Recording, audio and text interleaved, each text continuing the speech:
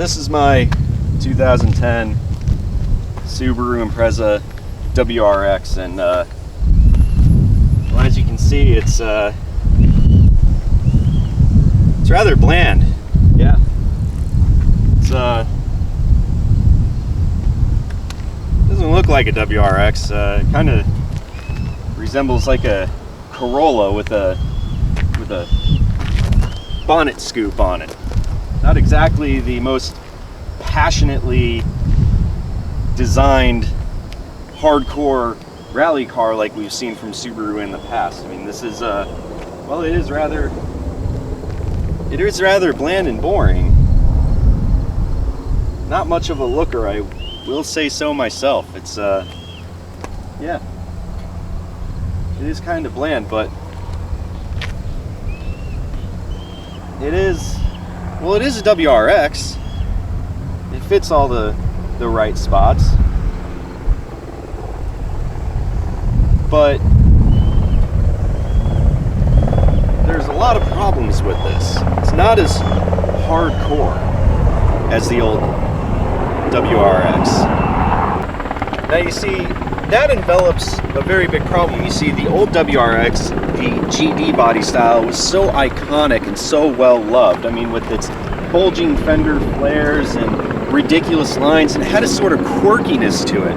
But the best thing was that it resembled the rally cars that won so many World Rally races and World Rally championships, and people loved it. People loved the way that it looked. It was just so gaudy and so huge. It had that hood scoop that was bolted on top of the hood, not molded onto the hood. And it had that big giant wing on the back of it, the STI spoiler that you could throw on the back of it.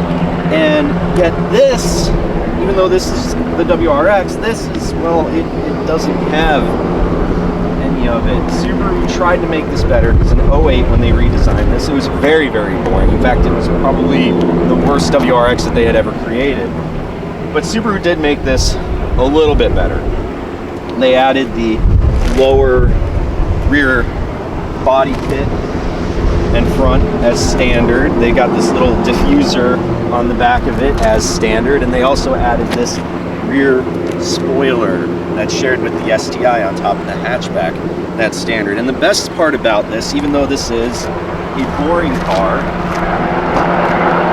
is that you do have a hatch, which makes this car incredibly practical, and that is one of the reasons why many people absolutely love this body style of WRX. It is an incredibly practical car.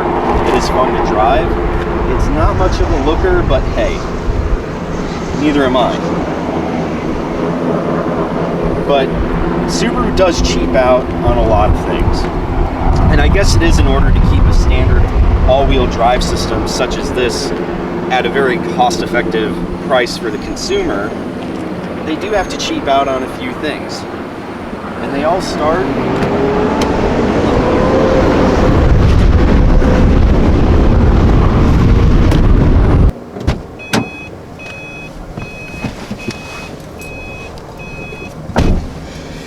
You see, this is where Subaru tends to cheap out, is on the interior. And in here, well, everything is black and plastic. Everything is black and plastic. They tried to, I see what they were trying to do is with this silver trim that goes across the dash, it kind of creates a sense of openness that you feel in here. And even though the interior is bigger than the old GD body style, it doesn't exactly feel bigger than the old body style. But adding that to the dash, it adds a certain elegance, a certain feel of openness to it with the wavy lines and whatnot. I see what they were trying to do. I just don't know if they actually succeeded at it. But they did cheap out on a lot of things. Everything is plastic.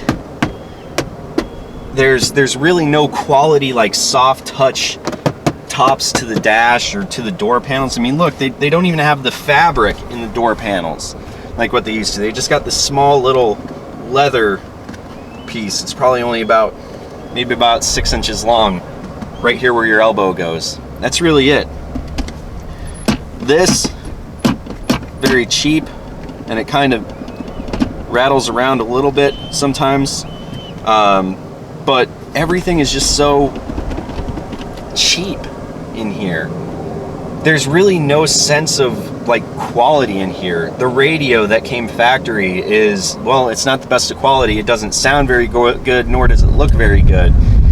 That's why aftermarket radios are so popular in these things. I mean, they're easy to put in, let's face it. That's fantastic. At least Subaru was able to do that for us, but it's just not a very good stereo system. And in 2010, you figured you would have more standard tech features than you did with this car.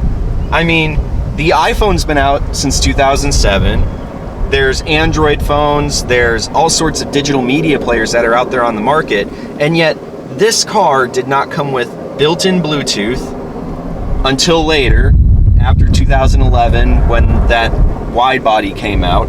They didn't even have a USB port in here. It was an aux jack input. It's, why? The Bluetooth, I'm not joking with you, the Bluetooth was this little speaker adapter that they had you put in this little cubby slot right here that plugged into your cigarette lighter. It covered up this to make it look flush, and it had two little speakers on it and an on-off switch. That was the Bluetooth device for this thing. That's how cheap Subaru was to not integrate a Bluetooth system into the stereo on this car to save just a little bit of money. But I do have to say this, that these seats are by far the most comfortable seats I have ever sat in a WRX. And I say that with a lot of respect to the brand new 2015 WRX. These seats are the most comfortable ones. The GD body style, they were too firm. I'll be honest with you, they were too firm. Anybody that owns one, you know exactly what I'm talking about. The seats were just, they're too firm. They feel like you're sitting on a block of bricks. You're not really getting any comfort, and as you're driving on the road, if you drive it on long distances, oh, your back hurts like hell. But these you can drive extremely long distances, and you know what? They're comfortable. They're nice and cushiony. They're soft. You got plenty of space. It's great. And I'm not exactly a skinny guy. I'm a pretty big guy, I'll admit that. But these seats are so comfortable. That's why I love them. Now the 2015, they have some pretty good seats, but they bolster a little too much, so your sides kind of get a little uncomfortable when you're driving down the road for a long period of time. But these are extremely comfortable. And the interior for the hatchback is incredibly practical. You fold down that back seat, you got so much storage space to go to your Home Depot or Lowe's or whatever home improvement. You got plenty of space for camping gear or wherever you want to go. This is a fantastic car. It's fun, it's incredible to drive, the interior could use some work, but overall, it's actually not too bad. But I have a feeling that people that buy this car are not buying it for refinement or interior quality or luxury in any sort of way. I have a feeling they're buying it for a complete other reason. And I believe it starts with this.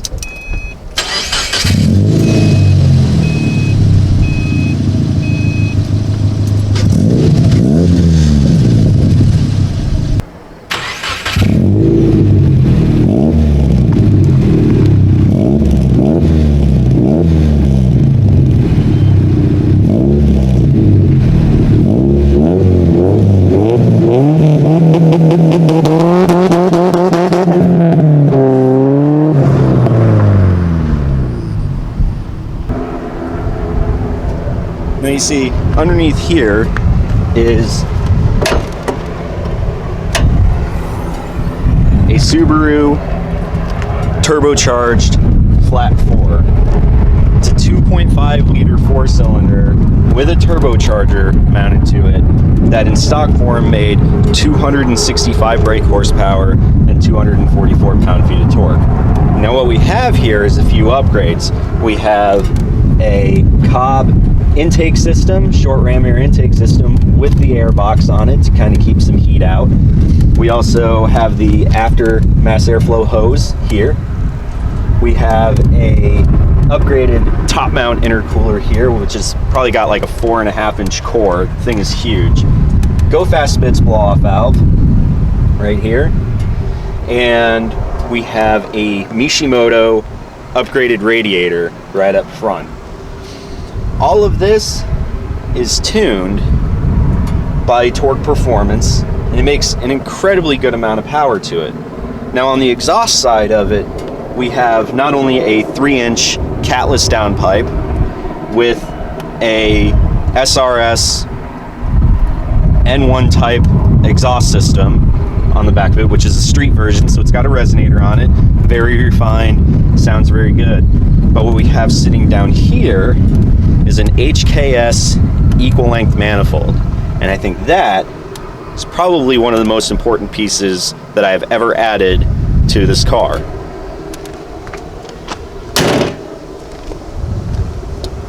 Now what's it like driving it? Well, I do have to say that having that equal length manifold made a huge difference on the way that this car drives.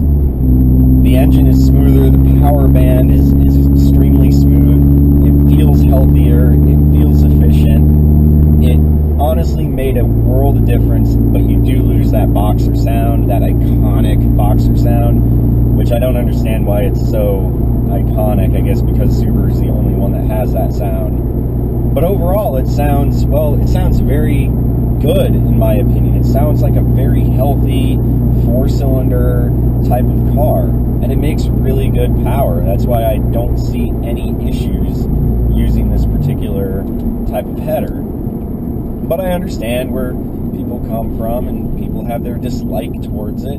I get it, I do.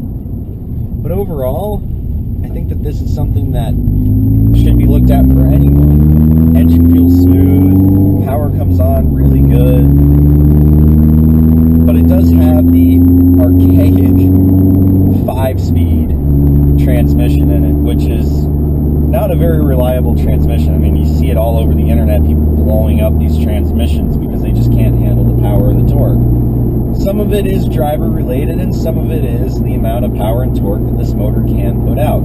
If I had to take a guess, I know in stock form this car makes 265 brake horsepower and 244 pound-feet of torque, but if I had to take a guess at where this car is at right now on crank horsepower with the tune and everything that it's running on it, I'm going to have to put this car somewhere around the 350 horsepower at the flywheel, so please don't get confused with wheel horsepower. So on the crank, it's probably making somewhere around 350 horsepower and making probably somewhere around 360 pound-feet of torque. Now what that translates to the wheels, probably somewhere around 300 horsepower and 320, maybe 310 pound-feet of torque. And that's plenty of power. That's enough power as a street car. You can have some serious fun with it. And the motor, it feels reliable. It feels efficient. I get 25 miles per gallon on average out of this car, which isn't fantastic, especially in this day and age, but hey, it's not bad. As long as it's taken care of and driven properly, this car will last you a very long time. But there are some downsides to this. The car doesn't really weigh that much. It's only 3,200 pounds, a little over 3,200 pounds, which means it's not a very heavy car. And what that means is you feel a lot of bumps in the road. Now, I do have an upgraded suspension on this. This is running Petters springs with KYB XLG struts on it, and that's pretty much it for the suspension that's on this car.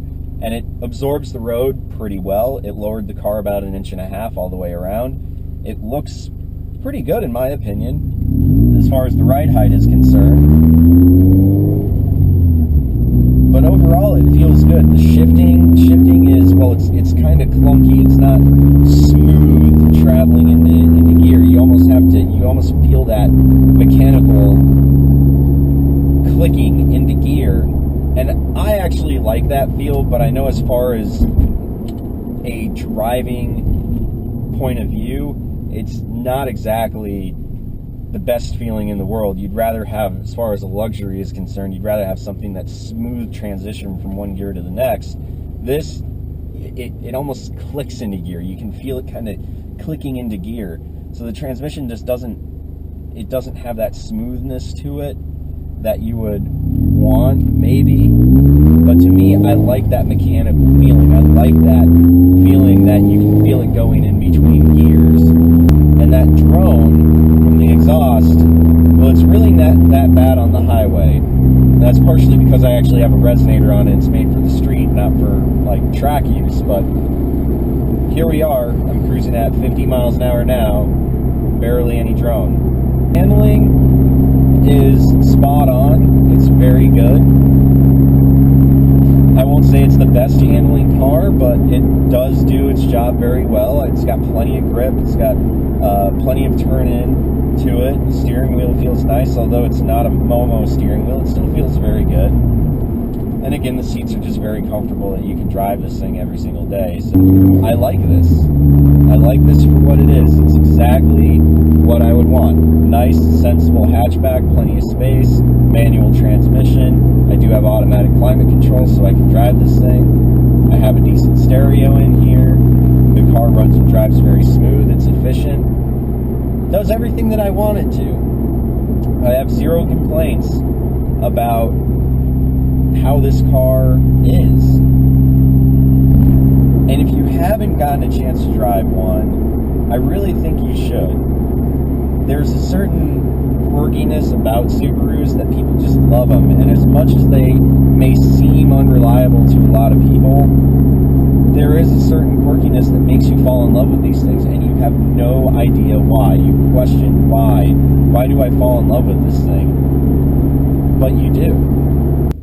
But for all of the faults that Subaru has with this car, the cheap interiors, the transmission that's archaic, the lack of just passion that it seems that they put in with this car, it's still a very good car to own. I would recommend it to anybody. And for that is the reason why you should buy a Subaru.